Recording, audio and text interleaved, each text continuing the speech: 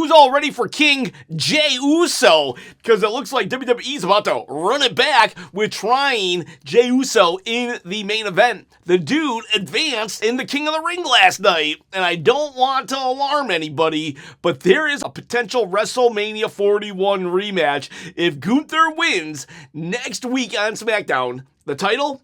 And then Jey wins the King of the Ring. We could literally have Jey versus Gunther, like what, 7? Oh my goodness. And I wouldn't be surprised if Jey Uso got him in the sleeper and he tapped out in 1 second. Oh my gosh, that would be the darkest timeline. I like Jey, actually. People probably think I don't like Jey because of how I'm like, I'm kind of poking fun. I'm kind of poking fun of his advancement, but no, I like Jey. At one point, I wanted to see him as a main event guy, but he kind of didn't do so well. And you know what? I will say this, everybody deserves a second chance, but honestly, I wouldn't mind if LA Knight had a first chance. Give LA Knight a chance to fail at least one time before we start handing out second chances. LA Knight, yeah, lost last night. Oh man, he's been smack talking Roman Reigns for months now, and it's like I wanted to see LA Knight advance so bad, win the crown, and then cut his 3:16 promo after winning. That would have just been great stuff. Or what about Finn Balor? If we really wanted to redeem the guy, what better way than King of the Ring? He wins it, he goes from Prince to King, and then he goes to SummerSlam, the 10-year anniversary SummerSlam of him winning the Universal title, which he held for 1 day. But here we are, Jey Uso. Let me know in the comments below if you are happy or not. Say yeet or no yeet. So let's talk this belt right here.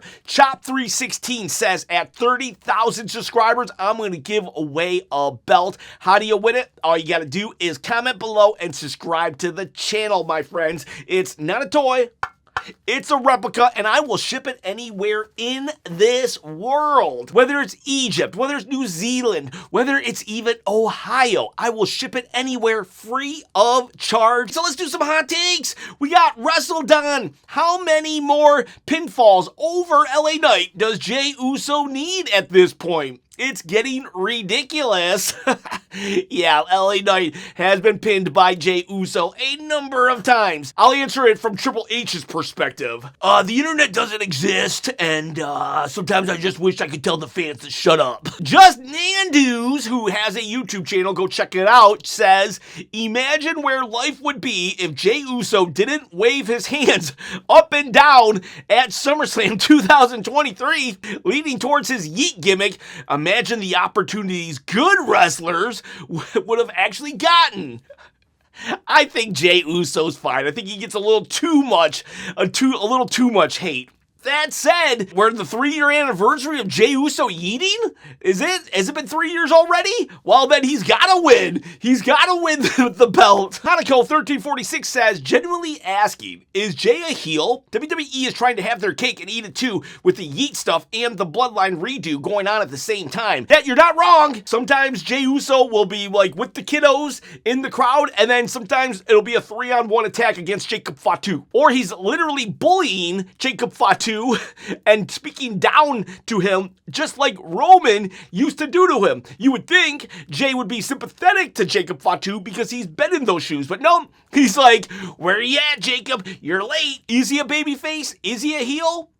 Yes. Jimbo Slice says, Jade finishing the Fatal 4-Way match was with one hand while supporting her hair completely blew me away. I was expecting a rushed, improvised finish, but it felt like they didn't miss a spot. Good catch there. Yeah, so Jade Cargill, she wears a wig, all right? Now that we got that out of the way, it came off at some point during the match, and, she kept it going. That's a big wardrobe malfunction that could have totally 100% derailed the entire match. And the fact is, she did not quit. She just kept going. I think people vastly underestimate how hard she tries and actually loves wrestling.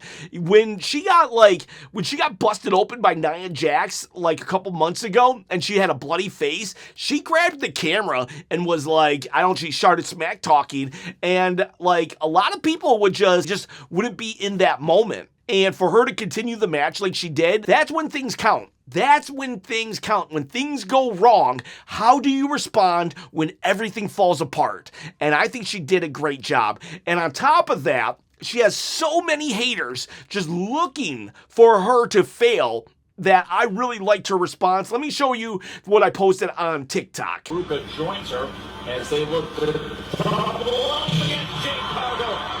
All the Jade Cargill haters were probably celebrating tonight because she lost her wig during a match. And I'm so happy that she responded this way by going onto Twitter and tweeting, "Y'all, my biggest fear happened tonight. I think I'm still alive. My wig won though." By acknowledging it, it kind of takes the wind out of the sails of all the haters, because the haters were probably like, haha, we got her. We can make fun of her forever. But no, you know what? Mistakes happen. It's not big of a deal. Jade Cargill is still alive. So I am very happy that she didn't just she didn't crash out about it. She just kind of was like, oh, that sucked, but that's life. And you know what? That's for all of us. Sometimes embarrassing things happen and we just got to move on with ourselves. If we acknowledge it, don't make a big deal of it, then it's not a big deal. So Alfonso Passion says, thanks for not spoiling with your videos and thumbnails as much as others do. Chop, not all of us can watch it live. I have been trying really hard to not have spoilers in my thumbnail. About 3 weeks ago, somebody actually mentioned when I had Jacob Fatu in a kneeling position to Roman Reigns, and they were like, I love your channel, but please don't spoil the videos. And they said it really nicely. It was very constructive criticism. And I got to thinking, I hate spoilers. So I'm trying really hard. It's very difficult with Raw and SmackDown. It's very difficult to do that with Raw and SmackDown, but I'm trying really hard. And if at any point I do ever spoil something for someone, please put it in the comments so I can reevaluate that thumbnail and see how I can do a better job, because this channel is for you, boys and gals, and if I'm spoiling the fun for you, then I am failing. Dashy Negan says, hot take, the World Cup was better. I wouldn't know. I don't follow fake sports. I'm sure they're all very athletic. Eric Shook says, hot take, Lyra should have won. I didn't mind Lyra losing.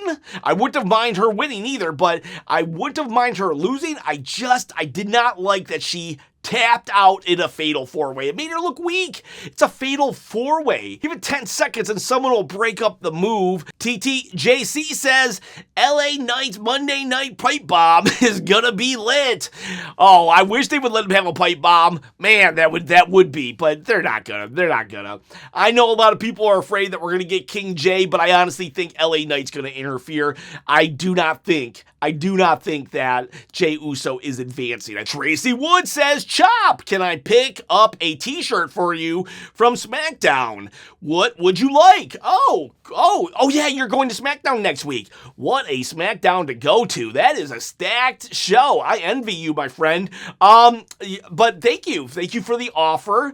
And you don't have to, but if you want to, then yes, I will accept a t-shirt, and I would greatly appreciate that. Thank you for the offer. That is most kind of you and generous. And very unexpected. Nobody ever gets me gifts. Except for the Truth Man. He got me a Mankind t-shirt. He did get me a Mankind t-shirt. And I love wrestling t-shirts, if you couldn't tell. So thank you so much. I'm a little taken aback. Let me think. I like Sami Zayn's t-shirt last night, The Last Good Guy. That was really, I like that a lot. But, you know what? Danhausen or Grande Americano. But don't do a white t-shirt. I don't like white clothes because I'm a messy eater. I'm like, ooh, soup all over. And thank you very much. That most generous, and I am humbled by your generosity. Kid Wilkes says Gunther could have been protected by choosing a leather strap or a bull rope match so Cody could touch the four corners instead of eating another pin. Well, there's ways to still protect him. So Sami Zayn is going to be the guest referee in the Gunther versus Cody Rhodes match. All you have to do is for Sammy to do a fast count or something like that. And why would he do a fast count when he's mad at Cody? I don't know. He says, hey, look at that, Cody. I did this for you. Which then Cody be like, I didn't want you to cheat for me. And then Sammy gets like, oh, but I thought I was doing the right thing. See, I help you out, Cody, and I'm still the bad guy. And then it sets up a triple threat or something. So there's definitely going to be shenanigans. Esther says Triple H/TKO, whoever you want to say is behind creative, is 100% undoubtedly trying to bury LA Knight. I have a glimmer of hope that Money in the Bank this year is when they're gonna finally let LA Knight get the push. Like, if you remember, Unreal Season 2 had that moment where Triple H is kind of like yelling at or talking sternly to LA Knight. Well, that was at a Money in the Bank. I did not think that LA Knight was going to advance. I wanted him to advance, but I didn't think he would. This year's Money in the Bank. This is it. This is it. If he does not win, then Esther, you're right. But I have hope. I'm a glutton for punishment.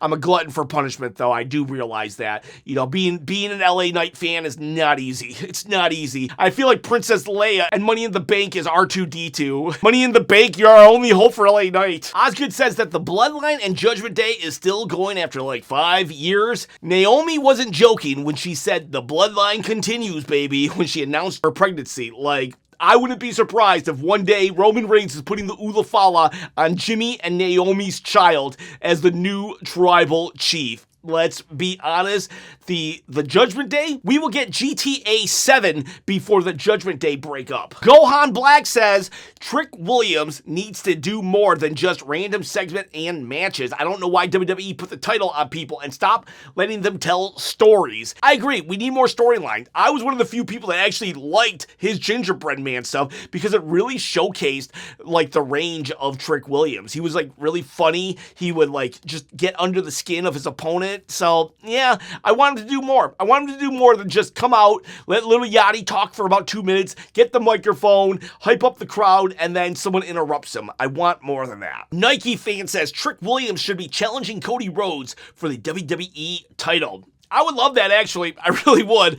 I am all for not needing to wait 3 to 5 years for them to pay their dues. I do not want them to Braun Breaker Trick Williams. My level of interest in Braun Breaker has just like diminished because, well, he's young. He's got plenty of time. Let's not do that with Trick Williams. I'm okay with him not challenging Cody Rhodes right now, but I'm not gonna lie. If he did, I'd be all for it. I love AEW Wrestling says, I really don't know what the WWE end goal with Blake Monroe is because I thought she was getting into a storyline with Tiffany Stratton and Chelsea Green.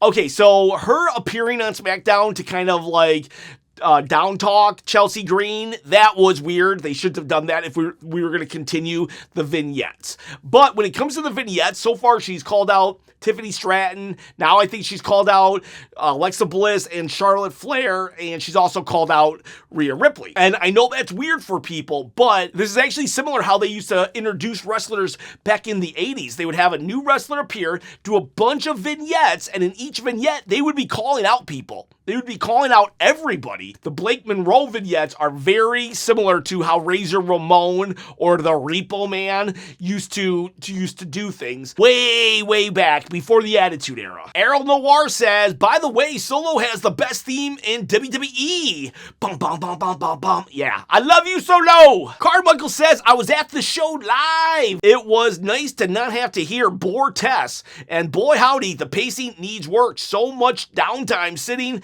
around watching promo packages and backstage segments. I'll say this, I feel the backstage segments really helped the product this week. I loved SmackDown this week. I actually did enjoy it. Well, there's things I didn't like. You know, I wanted LA Knight to win. I didn't want Lyra to tap out. The Danhausen segment kind of jumped the shark for me. But overall, I really liked SmackDown. But I could see why a live crowd would not appreciate so many backstage segments.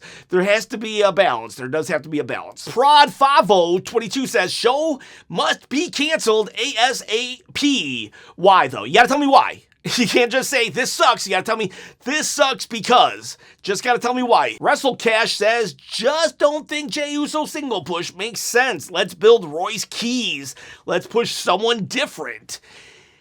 Yeah, valid. Teddy Boy Ward says, I'd like to know what's up with Fraxium. They are going to be the enhancement talent. That's what's up with Fraxium. And then one day, suddenly, they'll have the tag team championships for like 2 months, and then they'll go back to being the enhancement talent. I'm not saying I like it. I'm just saying that's what WWE does. Killer Wolf says, Jacob and Solo was the best backstage promo.